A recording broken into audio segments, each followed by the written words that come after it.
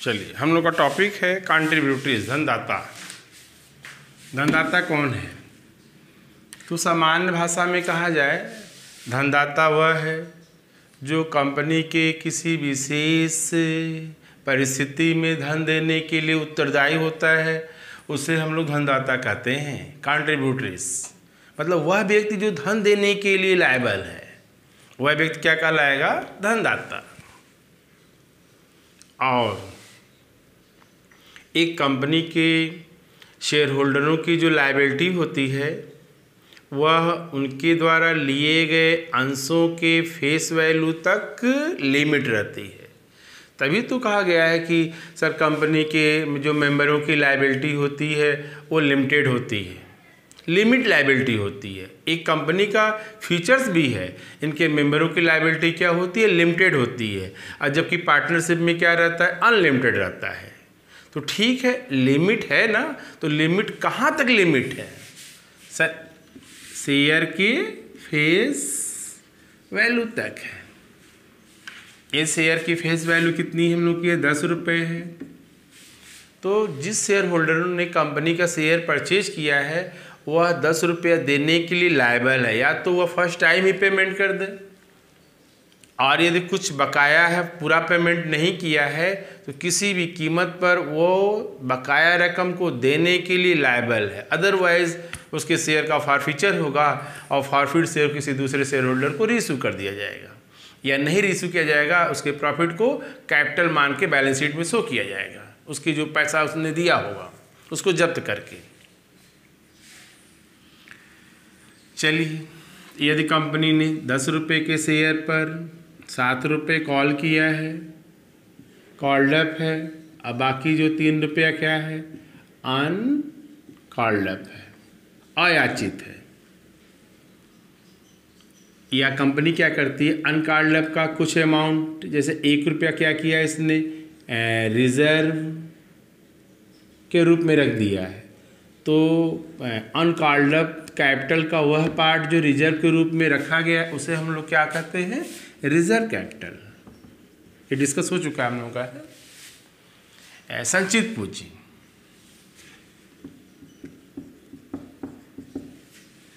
तो यदि कंपनी का ऐसे कंडीशन में यदि कंपनी का समापन होता है, तो इन शेयर होल्डरों का जिनका अनकॉल्ड अप है, या जिन शेयर होल्डरों ने कॉल तो किया गया लेकिन अपना एरियर लगा रखे हैं, तो उन शेयर होल्डरों की लायबिलिटी होती है कंपनी पर अपने बकाया रकम या अनकॉल्ड अप की रकम को पेमेंट करने के लिए वह रिस्पॉन्सिबल है। उनकी लायबिलिटी बनती है कि कंपनी के समापन पर अपना अपना पैसा पेमेंट कीजिए।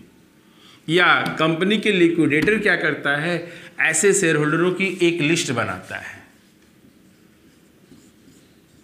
क्या लिस्ट बनाता है? किन किन लोगों का उनके लिए गए अंशों पर पैसा बकाया है, एरियर है, या कंपनी ने मांगा ही नहीं है, उसकी एक सूची बना लेता है किनको कॉल करके पैसा मांगना है। तो ऐसे लिस्ट में जिन लोगों का नाम होता है, उन लोगों को क्या बोलते हैं हम लोग? हैं धनदाता या कंट्रीब्यूटरीज। तो ये लैंग्वेज नॉर्मली हम लोग का कंपनी के लिक्विडेशन पे राइज होता है। जब कंपनी का समापन होता है, तो कंपनी के समापन पर जो लिक्विडेटर की नियुक्ति हो जाती है, वो लिक्विडेटर द्वारा धन देने के लिए कहाँ कहाँ से कंपनी का पैसा लेना है, सबकी एक सूची बनाता है। ऐसे लोगों की सूची को क्या कहा गया है? धनदाता या कंट्रीब्यूटरीज। अब वो क्या करता है? इसमें 2 तरह की लिस्ट बनाता है। एक तो लिस्ट बनाता है list A, contributories of list A. एक बनाता है वो कंट्रीब्यूटरीज ऑफ लिस्ट बी। अब समझते हैं कि सर लिस्ट ए में किन का नाम है और लिस्ट बी में किसका नाम है। चलिए, तो लिस्ट ए में उन कंट्रीब्यूटरीज, ये धनदाताओं के नाम लिखता है, या उन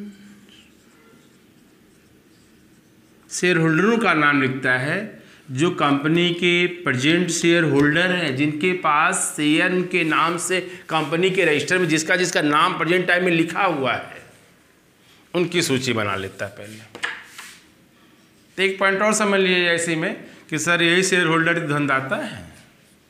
सीधा सीधा कहा जाए कि कंपनी के समापन पर जो शेयर होल्डर होते हैं, जिनका फेस वैल्यू कुछ बकाया रहता है, वही शेयर होल्डर कंपनी के धनदाता माने जाते हैं। सीधा सीधा कहना, न इधर घुमाना न उधर घुमाना।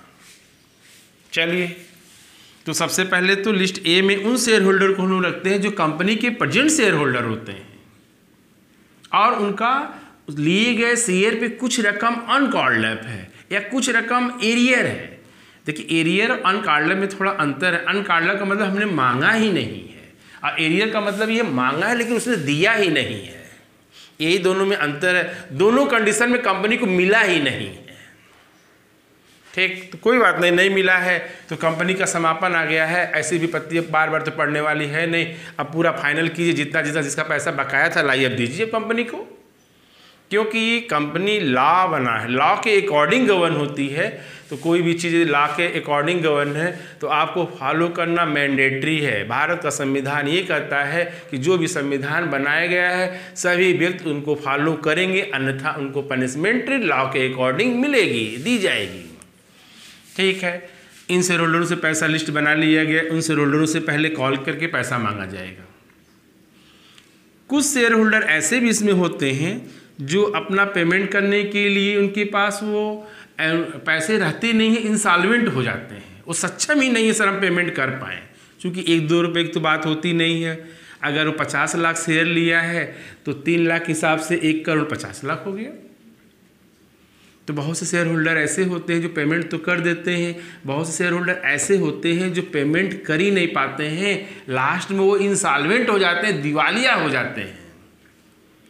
तो कोई बात नहीं, जब दिवालिया हो गए इनकी भी हमने एक लिस्ट बना लेते हैं जो लोग दिवालिया हो गए हैं। और ये पता करते हैं कि ये लोग अपना शेयर किससे परचेज किए थे। यदि कंपनी से सीधे डायरेक्ट IPO के माध्यम से लिए थे तो कोई बात नहीं है, लेकिन किसी शेयर होल्डर से खरीदे थे अगर, कि कंपनी का शेयर ट्रांसफरेबल है, कोई व्यक्ति अपना शेयर किसी को बेच सकता है, तो अब इनसे ये देखा जाएगा कि ये लोग जो इंसॉल्वेंट हो गए हैं ये अपना शेयर खरीदे किससे थे, उनकी एक लिस्ट बनाएंगे हम लोग। मतलब ऐसे समझिए जो पास्ट शेयर होल्डर हैं, तो ऐसे शेयर होल्डर जो पास्ट शेयर होल्डर हैं, भूतपूर्व के शेयर होल्डर हैं, उनकी जो हम लिस्ट तैयार करेंगे उसको क्या बोलेंगे, कंट्रीब्यूटरीज ऑफ लिस्ट बी, सूची बी के धनदाता। तो सिंपल वे में देखा जाए जो वर्तमान के शेयर होल्डर हैं वो सूची ए के धनदाता, और जो पूर्व के शेयर होल्डर हैं वो कौन से धनदाता है, लिस्ट बी के धनदाता। लेकिन ये ध्यान रखना होगा कि सर पूर्व के धनदाता कितने साल पूर्व, तो सर सिर्फ कंपनी की लिक्विडेशन के ठीक 1 साल पहले। जैसे कंपनी का लिक्विडेशन हुआ है 31/3/2020 को, तो क्या डेट आएगा 31/3/2019।